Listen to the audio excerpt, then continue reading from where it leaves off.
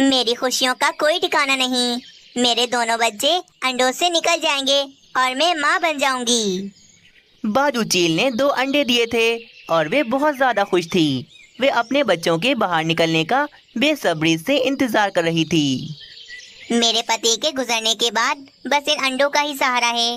बस जल्दी से मेरे अंडों से बच्चे निकल बाहर आएं तो मेरी तन्हाई और उदासी खत्म हो जाए।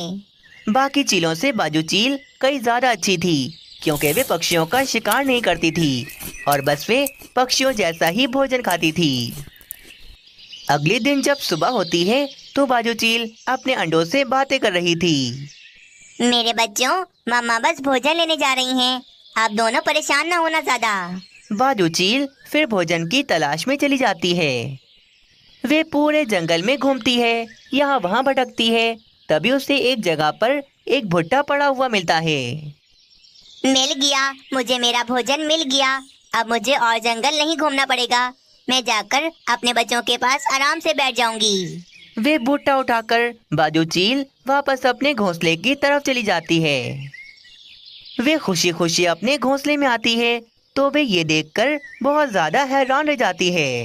ये क्या हो गया? कैसे हो गया? मेरे अंडे कहाँ चले गए? किसने ले लिए मेरे अंडे? बाजू चील के घोंसले से तो दोनों ही अंडे गायब थे। बाजू चील ये देखकर बहुत गुस्से में थी। मेरे अंडे कहाँ चले गए? उनसे तो मेरे बच्चे निकलने वाले थे। कौन है मेरा दुश्मन? किसने मेरा इतना बड़ा नुकसान कर दिया? तभी बाजू चील को पास वाले जंगल के पक्षियों पर शक जाता है। जरूर उन दुष्ट पक्षियों ने ही मेरे अंडे चुराए होंगे। वो नहीं चाहते कि मेरे अलावा 2 चीलें और पैदा हो जाएं। उन पक्षियों ने मेरे अंडों को चुराकर अब तक तोड़ भी दिया होगा। मेरे मासूम मासूम बच्चों की जान ले ली उन पक्षियों ने। किसी को माफ नहीं करूंगी। उन पक्षियों को अब मैं नहीं छोड़ूंगी। अपने बच्चों की मौत का सुनकर बाजू चील शदीद गुस्से में पक्षियों की तरफ जाती है। अरे अरे पक्षियों, मैंने अभी देखा कि बाजू चील हमारे जंगल की तरफ आ रही है और बहुत गुस्से में भी लग रही थी। क्या? पर तोते, बाजू चील तो हमारी दोस्त है। वो हमें नुकसान नहीं पहुंचा सकती। हाँ, मैंने देखा है। बाजू चील अब मांस की जगह हमारे जैसा ही भोजन खाती है। पक्षियों छोड़ो, इस तोते की बात पर भरोसा ना करो। ये ऐसे ही अनाप शनाप बोलता रहता है। कुछ ही देर में बाजू चील गुस्से में वहाँ पर आ जाती है। दुष्ट पक्षियों, तुम सब ने मिलकर मेरे मासूम अंडों को मार डाला। कहाँ है मेरे अंडे? मुझे मेरे अंडे वापस करो। पर बाजू चील, हम तो पहाड़ों की तरफ आते ही नहीं हैं। हम भला तुम्हारे अंडे क्यों चोरी करेंगे? मैं अभी भोजन ढूंढने गई थी। वापस आकर देखा तो मेरे घोंसले से मेरे दोनों अंडे गायब थे। तुम पक्षियों ने ही मेरे अंडे चुराए होंगे, क्योंकि मैं जानती हूँ तुम पक्षी अभी भी हम चीलों को पसंद नहीं करते। जल्दी करो, मेरे अंडे मुझे वापस करो, वरना सब खत्म कर दूंगी। सबको मार डालूंगी मैं। देखा मीनू चिड़िया, मैंने कहा था ना, बाजू चील हमें मारने आ रही है। अरे ऐसे कैसे मारेगी हमें बाजू चील? हम तो निर्दोष हैं, हमने कुछ नहीं किया।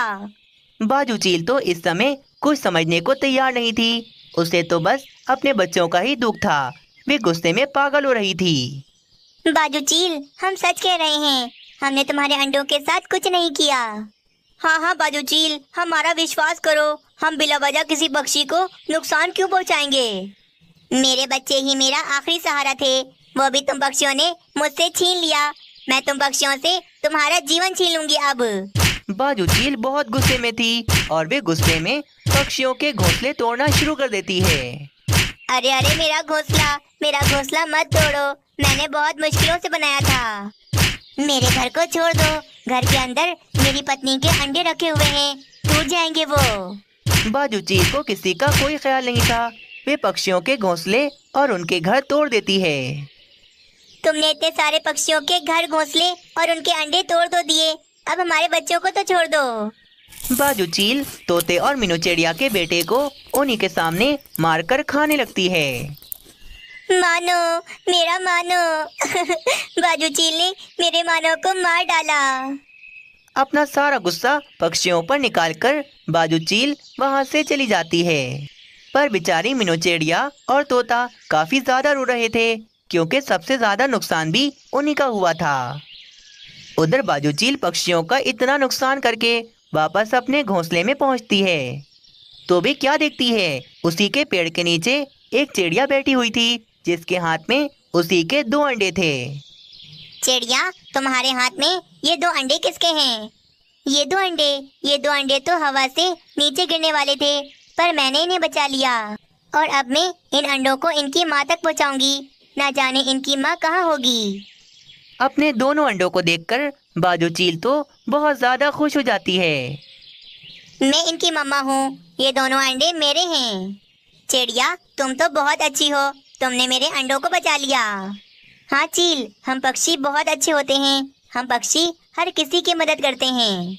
ये सुनकर बाजू चील को याद आता है कि उसने बेचारे मासूम पक्षियों का कितना नुकसान कर दिया और उनके मासूम बच्चों को उन्हीं के सामने तड़पा तड़पा कर मार दिया। ये मैंने क्या कर दिया? मुझसे कितना बड़ा पाप हो गया। पक्षी बेचारे मुझसे कहते रहे कि वे निर्दोष हैं, परंतु मैंने उनकी एक ना सुनी। उनके बच्चे, उनके अंडे, उनके घोंसले, यहाँ तक कि मैंने उनके घर भी तोड़ दिए। बाजू चील फिर अपने दोनों अंडों को लेकर वापस उन पक्षियों के पास चली जाती है। अब क्यों आई हो वापस बाजू चील? तुमने तो हमें तबाह कर दिया, अब और क्या बाकी रह गया है? मुझे माफ कर दो पक्षियों, मुझसे बड़ी गलती हो गई। मेरे इन अंडों को एक चिड़िया ने घोंसले से गिरने से बचा लिया। जिन पक्षियों को मैं इतना बुरा समझती थी, उन पक्षियों ने ही मेरे अंडे की जान बचा ली। मैं ही बुद्धू थी, मैंने बिना कुछ सोचे समझे तुम्हारे बच्चों को खा लिया और तुम सबका कितना नुकसान भी कर दिया। बाजू चील, चली जाओ यहाँ से। तुम्हारी इस माफी मांगने से हमारे बच्चे और हमारे घर वापस नहीं आने वाले।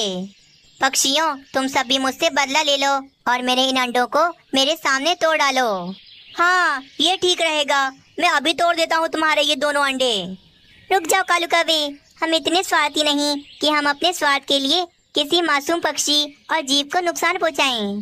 बाजू चील, हम तुम्हारी गलती की सजा इन मासूम बच्चों को क्यों दें जो अभी अंडे से बाहर भी नहीं आए। हाँ, तुम अपने अंडे उठाओ और जाओ यहाँ से। हमने तुम्हें माफ किया बाजू चील। बाजू चील और भी ज्यादा शर्मिंदा हो जाती है और वे अपने अंडे लेकर हमेशा के लिए पक्षियों से बहुत दूर चली जाती है। इस कहानी से हमें ये सीख मिलती है कि हमें कभी भी कुछ जाने बिना खुद से किसी पर इल्जाम नहीं लगाना चाहिए। अगर आप सबको भी ये कहानी पसंद आई तो वीडियो को ज़्यादा से ज़्यादा लाइक करें और चैनल को सब्सक्राइब करना ना भूलें। रानी, कल तुम तैयार रहना, कल हमें मेरे दोस्त की शादी में जाना है। हाँ, मुझे पता है कालू जी, मैंने कपड़े भी निकाल लिए हैं। मैं अपने मायके की ये लाल साड़ी पहनूंगी। अरे वाह, तुम तो इस लाल साड़ी में बिल्कुल लाल गुलाब लगोगी। तुम पहन लेना ये साड़ी। अच्छा रानी, मुझे भूख लगी है, जल्दी से मुझे भोजन दे दो। भोजन तो नहीं मिल सकता आपको अभी। क्या मतलब, तुमने भोजन नहीं बनाया क्या? भोजन तो बिल्कुल तैयार है, पर कालू जी पहले आप मेरी इस लाल साड़ी को कबूतर से प्रेस करवा कर ले आए ना, फिर मैं आपको दूंगी भोजन। क्या? नहीं भाई, अभी नहीं, अभी मुझे बहुत भूख लग रही है, पहले भोजन दे दो मुझे। मैंने कह दिया ना कालू जी, पहले आप जाकर मेरी साड़ी प्रेस करवा कर लाएं, फिर ही दूंगी आपको भोजन। कालू कौवा साड़ी उठाता है और बाहर चला जाता है। ये रानी तो पागल हो जाती है। शादी कल है, पर तैयारियों में अभी से लग गई। ये लाल साड़ी जल्दी से कबूतर से प्रेस करवा कर लाता हूँ ताकि मुझे जल्दी से भोजन मिल जाए। फिर कालू कौवा जल्दी जल्दी साड़ी लेकर कबूतर की दुकान पर चला जाता है। दोस्तों, अगर आप सबने इस कहानी को अभी तक लाइक नहीं किया तो जल्दी से कर लें, क्योंकि ये कहानी आगे और भी ज्यादा इंटरेस्टिंग होने वाली है। अरे ये क्या, कबूतर तो दुकान पर ही नहीं है। अब रानी की ये साड़ी कौन प्रेस करेगा? कालू कौवा वहीं पर ही बैठा कबूतर के आने का इंतजार करने लगता है, पर काफी देर हो जाती है, कबूतर तो आता ही नहीं। हाय रे, इतनी ज्यादा भूख लग रही है और ये कबूतर ना जाने कब आएगा। कालू कौवे को सामने रखी हुई कबूतर की इस्त्री नजर आती है। इस्त्री तो कोई भी कर सकता है, मैं ही कर लेता हूँ रानी की साड़ी पर इस्त्री। ये सोचकर कालू कौवा दुकान के अंदर आता है और इस्त्री उठाता है और फिर रानी कौवी की लाल साड़ी को अच्छे से प्रेस करने लगता है। कौन कहता है कि कपड़े प्रेस करना बहुत मुश्किल काम है? अरे भाई, मेरी नजर में तो बच्चों का खेल है। कितने मजे से रानी की साड़ी प्रेस कर रहा हूँ। तभी कालू कौवे को सामने से एक सुंदर सी कौवी जाती हुई नजर आती है। कालू कौवा उसे देखने लग जाता है। मानना पड़ेगा, हमारे जंगल में भी सुंदरता की कमी नहीं। कैसी सुंदर सुंदर कौवियाँ ऐसे ही घूमती रहती हैं। कालू कौवा कौवी की सुंदरता को देखने में लगा था कि तभी उसे कुछ जलने की बू आती है। ये क्या? उसने तो रानी कौवी की साड़ी बुरी तरह से जला डाली थी। हाय रे, मर गया मैं। ये तूने क्या कर दिया कालू? कौवी की सुंदरता देखने के चक्कर में तूने रानी की साड़ी ही जला डाली। अगर रानी को इस बात का पता लग गया तो रानी तो मेरा कीमा बना डालेगी। क्या करूं? अब मैं क्या करूं? कालू कौवा वे साड़ी वहीं छोड़कर फौरन वहां से भाग जाता है। कालू जी, साड़ी कहाँ है? आप लेकर नहीं आए क्या? हाँ, वो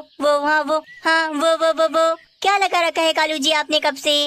मुझे बताए ना, मेरी साड़ी कहाँ है? हाँ, वो रानी कबूतर के पास बहुत सारे कपड़े थे, इसीलिए कबूतर ने तुम्हारी साड़ी रख ली। तुम 1 घंटे के बाद जाकर अपनी साड़ी ले आना। चला कालू कौवे ने तो बेचारे कबूतर को बुरी तरह से फंसा दिया था। किसी को क्या पता कि कबूतर की साड़ी मैंने जलाई है। जब रानी को पता लगेगा कि कबूतर की साड़ी जल चुकी है तो वो तो कबूतर का कीमा बना देगी। अरे क्या सोच रहे हो कालू जी? भोजन लगा दिया है मैंने, अब खाओ ना भोजन। हाँ हाँ, खाता हूँ अभी। फिर कालू कौवा चिंता मुक्त होकर मजे से भोजन खाता है। 1 घंटा गुजर जाता है। रानी कौवी अपनी साड़ी लेने के लिए कबूतर की दुकान पर जाती है। कबूतर, लाल साड़ी इस्त्री कर दी है तो लाओ, दे दो मुझे। अरे कौन सी लाल साड़ी? रानी कौवी, तुमने मुझे कौन सी साड़ी दी? ये देखो, ये पड़ी है मेरी लाल साड़ी। जब रानी कौवी अपनी जली हुई साड़ी को खोलकर देखती है तो वो तो बहुत ज्यादा गुस्से में आ जाती है। मेरी साड़ी जला दी। कबूतर के बच्चे, ये क्या किया तुमने? मेरी साड़ी जला दी तुमने। क्या तुम पागल वागल हो गई हो रानी कौवी? ये वाली साड़ी तो मैंने इस्त्री की ही नहीं। रुक जा बेटा, तुम्हें तो मैं अब बताती हूँ।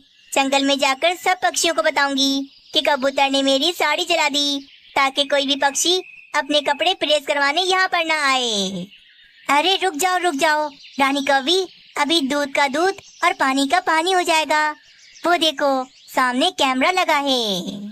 चलो मेरे साथ मेरे घर, इस कैमरे की सीसीटीवी फुटेज दिखाता हूँ, फिर तुम्हें पता लग जाएगा कि ये साड़ी मैंने नहीं जलाई। कबूतर रानी कौवी को लेकर अपने घर चला जाता है और घर पर आकर वे अपनी एलईडी में अपनी दुकान की फुटेज दिखाता है। उसमें तो साफ साफ नजर आ रहा था कि कालू कौवे ने ही रानी कौवी की साड़ी जलाई है। हाय रे, कालू जी ने मेरी साड़ी जलाई और मुझसे झूठ बोला। उन्हें तो मैं छोड़ूंगी नहीं। गुस्से में रानी कौवी एक डंडी उठाती है और अपने घर चली जाती है। घर पर आकर तो रानी कौवी कालू कौवे पर डंडों की बरसात कर देती है और इस तरह कालू कौवे को अपनी झूठ बोलने की सजा मिलती है। पक्षियों, जल्दी जल्दी अपने घर मजबूत कर लो, क्योंकि बादल भाई का संदेश आया है कि बादल भाई कुछ ही दिनों में अपने सभी साथियों के साथ जंगल में बारिशें करने आ रहे हैं। पक्षियों को ये संदेश देकर चग्गू पक्षी वापस अपने जंगल चला जाता है। अरे भाई, मुझे तो बहुत डर था कि अगर इस साल भी हमारे जंगल में बारिशें ना हुई तो मेरी तो सारी फसल बर्बाद हो जाएगी। पर ये तो अच्छा हो गया कि बादल भाई जंगल में बारिशें करने आ रहे हैं। हाँ कबूतर भाई, अब बारिश के मीठे मीठे पानी से हमारी फसलें दोबारा से बड़ी हो जाएंगी। अरे मम्मा, अब क्या होगा? बारिशों में कहाँ जाएंगे हम? क्योंकि ये घर तो रहने के काबिल नहीं, ये बहुत कमजोर है। मानो चिड़े, तुम क्यों चिंता करते हो भाई? मुझे पता था कि बारिशों का मौसम आने ही वाला है, इसीलिए मैंने पहले से ही पैसे जमा किए हुए हैं। मेरे पास इतने तो पैसे हैं कि कम से कम मैं उल्लू कारपेंटर से इस घर को मजबूत करवा सकती हूँ। अरे वाह, अगर हमारा ये घर मजबूत हो गया तो बारिशों के दिन तो हमारे आराम से गुजर जाएंगे। तभी मीनू चिड़िया के घर के बाहर से ही एक चील गुजर रही थी, जो कि मीनू चिड़िया और उसके बेटे को बहुत घूर घूर कर देखे जा रही थी। दोस्तों, अगर आप सबने इस कहानी को अभी तक लाइक नहीं किया तो जल्दी से कर लें, क्योंकि ये कहानी आगे और भी ज्यादा इंटरेस्टिंग होने वाली है। चिड़ियाओं का मांस तो मुझे बहुत पसंद है, पर अभी मेरा पेट भरा हुआ है, वरना अभी जाकर इन दोनों को मार कर खा जाती। चलो कोई नहीं, वैसे भी बारिशों का मौसम आ रहा है। बारिश के मौसम में तो शिकार मिलना कितना मुश्किल होता है। अब मैंने ये घर देख लिया है ना, अब मुझे जब भी भूख लगेगी तो मैं यहाँ पर आकर इन दोनों को मार कर खा जाऊंगी। बाजू चील मीनू चिड़िया के घर के नंबर को गौर से देखती है और उस नंबर को याद करके वहाँ से चली जाती है। चिड़िया के बराबर में ही कालू कौवे का घर था, पर कालू कौवे की घर की छत ही नहीं थी, क्योंकि कुछ ही दिन पहले तेज हवाओं की वजह से कालू कौवे की घर की छत टूटकर हवा में ही उड़ गई थी। सुना ना आपने कालू जी कि जग्गू पक्षी क्या बोल कर गया है? बादल भैया अपने साथियों के साथ हमारे जंगल में बारिश करने आ रहे हैं। तो क्या इरादा है आपका? क्या इस बार भी आप घर को मजबूत नहीं करवाएंगे? यार तुम्हें तो पता है ना, मेरे पास कोई नौकरी नहीं है। अगर मेरे पास पैसे होते तो मैं अभी उल्लू कारपेंटर से बोलकर अपने घर की छत बनवा लेता। ये तो आपका हर बार का रोना है, कुछ कीजिए कालू जी। मैं नहीं चाहती कि इस बार भी मैं बारिश के ठंडे ठंडे पानी में भीगती रहूं। अच्छा रानी, मैं करता हूँ कुछ। ये बोलकर कालू कौवा घर से बाहर चला जाता है। क्या करूं? बारिशें सर पर हैं, पर मेरे पास तो पैसे ही नहीं। अगर पैसे होते तो अभी जाकर उल्लू कारपेंटर को बुला कर ले आता। कालू कौवा यूं ही परेशान होकर इधर उधर घूम रहा था कि तभी वे देखता है कि मीनू चिड़िया उल्लू कारपेंटर से कुछ बात कर रही थी। उल्लू कारपेंटर, आप तो जानते हैं ना कि बारिशें सर पर हैं, इसीलिए बस आप कल ही आकर मेरे घर की छत मजबूत बना दें। अच्छा ठीक है, मैं आ जाऊंगा, पर मुझे अपने घर का नंबर तो बताओ। हाँ तो सुने, मेरे घर का नंबर है 225। 225? चलो ठीक है मीनू चिड़िया, मैं आ जाऊंगा कल। उल्लू कारपेंटर, एक बात और, कल मैं अपने घर पर नहीं होंगी, क्योंकि मुझे अपनी बहन कोमल चिड़िया के पास जाना है। पर आप चिंता न करना, मैं आ जाऊंगी शाम तक, इसीलिए आप कल सारा दिन आराम से अपना काम करना। ठीक है मीनू चिड़िया, शाम तक तो मैं तुम्हारे घर की छत बनाकर बिल्कुल तैयार कर दूंगा। उल्लू कारपेंटर और मीनू चिड़िया की ये बातें सुनकर कालू कौवे के दिमाग में एक शातिर उपाय आता है। उपाय के मुताबिक कालू कौवा आज रात ही अपने घर की नंबर प्लेट निकालता है और मीनू चिड़िया के घर पर लाकर लगा देता है, और मीनू चिड़िया की 225 वाली नंबर प्लेट लाकर अपने घर पर लगा लेता है। अब आएगा मजा, जब उल्लू कारपेंटर मेरे इस घर को मीनू चिड़िया का घर समझकर मजबूत बना देंगे, और फिर मेरे बारिशों के दिन आराम से गुजर जाएंगे। तुम बोल रही थी ना रानी कि मैं उल्लू कारपेंटर को बुलाकर इस घर की छत बनवा लूं, तो आज उल्लू कारपेंटर इस घर की छत बनाने आ रहे हैं। क्या सच में? अगर छत बन जाएगी तो बारिशों के दिन तो आराम से गुजर जाएंगे हमारे। आज उल्लू कारपेंटर छत बनाने आ रहे हैं ना, तो एक काम करो तुम रानी, तुम अपने भाई के घर चली जाओ, वैसे भी शाम तक तो हमारी छत बनकर तैयार हो जाएगी। कालू कौवे के कहने पर रानी कौवी अपने भाई के घर चली जाती है। थोड़ी देर में उल्लू कारपेंटर आते हैं। वे जंगल में मीनू चिड़िया का घर ढूंढ रहे थे। 225, लगता है यही घर है मीनू चिड़िया का। चलो जल्दी से इस घर की छत बनाना शुरू करता हूँ। कालू कौवे के टूटे फूटे घर को उल्लू कारपेंटर मीनू चिड़िया का घर समझकर उसकी छत बनाने लग जाते हैं। शाम हो जाती है। उल्लू कारपेंटर कालू कौवे की घर की छत को पूरी तरह से बनाकर तैयार कर देते हैं। तभी मीनू चिड़िया भी दूसरे जंगल से वापस आ जाती है। अरे रे सत्यानाश, उल्लू कारपेंटर ये क्या कर दिया आपने? आपने कालू कौवे की घर की छत क्यों बना दी? आपको तो मेरे घर में काम करना था। हाँ तो भाई, तुम्हारे घर की ही तो छत बनाई है, ये नंबर नहीं देख रही? यही तो नंबर बताया था तुमने, 225। हाय रे, ये तो मेरे घर का नंबर है, तो ये नंबर प्लेट लाकर कालू कौवे के घर पर किसने लगा दी? मीनू चिड़िया, सीधे से मुझे मेरे पैसे दो, वरना अच्छा नहीं होगा तुम्हारे साथ। मजबूरन मीनू चिड़िया को उल्लू कारपेंटर को पैसे देने ही पड़े थे। उल्लू कारपेंटर अपने पैसे लेकर वहाँ से चला जाता है। उल्लू कारपेंटर के जाते ही कालू कौवा वहाँ पर आ जाता है। अरे वाह, मेरे घर की छत बन गई। बहुत शुक्रिया तुम्हारा मीनू चिड़िया कि तुमने अपने घर के साथ साथ मेरे घर का भी काम करवा दिया। अरे पर मेरे घर में तो काम हुआ ही नहीं, मेरा घर तो बिल्कुल वैसा का वैसा ही पड़ा है। एक काम करो ना कालू कौवे, तुम्हारे घर की जो छत बनी है उसके पैसे दे दो मुझे, क्योंकि उल्लू कारपेंटर ने मेरे घर की जगह गलती से तुम्हारे घर की छत बना दी। पैसे होते अगर मेरे पास तो मैं खुद ना बनवा लेता अपनी घर की छत। मेरे पास कोई पैसे वैसे नहीं हैं। ये बोलकर कालू कौवा अपने घर में चला जाता है। हाय रे, अब मेरा घर कैसे बनेगा? मेरे पास जो भी पैसे थे वो तो मैंने उल्लू कारपेंटर को दे दिए। अगले दिन सुबह ही जंगल में आसमान पर काले काले बादल छा जाते हैं और जंगल में तूफानी बारिशें शुरू हो जाती हैं। मानो चलो जल्दी से घर के बाहर चलो, बारिशें शुरू हो गई हैं बहुत तेज। इस घर का कुछ नहीं पता, कभी भी गिर सकता है। मानो चिड़ा और मीनू चिड़िया डर के मारे घर से बाहर आ जाते हैं और एक पेड़ पर बैठे बारिश के ठंडे ठंडे पानी में भीग रहे थे। मम्मा कुछ करो, बहुत ठंडा पानी है इस बारिश का। अगर हम इसी तरह भीगते रहे तो हम तो बीमार हो जाएंगे। हाँ बेटा, तुम बस चिंता मत करो, मैं कुछ सोचती हूँ। वहीं कालू कौवा और रानी कौवी बड़े मजे से बन घर में बैठे बारिश के मजे ले रहे थे। देखा रानी, इस बार मैंने तुम्हें बारिश में भीगने नहीं दिया, मैंने तुम्हारे लिए घर की छत बनवा ही ली। वहीं मीनू चिड़िया बारिश से बचने के लिए केले के बड़े बड़े पत्ते तोड़ कर लाती है और लकड़ी के सहारे उन बड़े बड़े पत्तों से छत बनाकर अपने बेटे को लेकर आराम से उसके नीचे बैठ जाती है। आपके दिमाग को मानना पड़ेगा मम्मा, क्या उपाय निकाला है आपने? केले के पत्तों से ही छत बना दी। वहीं दूसरी ओर पहाड़ों की तरफ भी तूफानी बारिशें हो रही थी और इस बारिश की वजह से बाजू चील को तो कोई शिकार नहीं मिल रहा था। कितनी ज्यादा भूख लग रही है मुझे, पर इस तेज बारिश की वजह से मुझे कोई शिकार नहीं मिल रहा। तभी बाजू चील को वो मीनू चिड़िया का घर याद आता है। अरे वो घर मैं कैसे भूल सकती हूँ, जिस घर में चिड़िया और उसका बेटा है। अब भूख मिटाने के लिए मुझे उस घर के अंदर जाकर चिड़िया और उसके बेटे को मारकर खाना होगा। ये सोचकर बाजू चील दौड़ी दौड़ी जंगल की तरफ चली जाती है। 225, हाँ यही घर है वो जिसमें चिड़िया और उसका बेटा है। बाजू चील को भी यही गलत फहमी हो जाती है।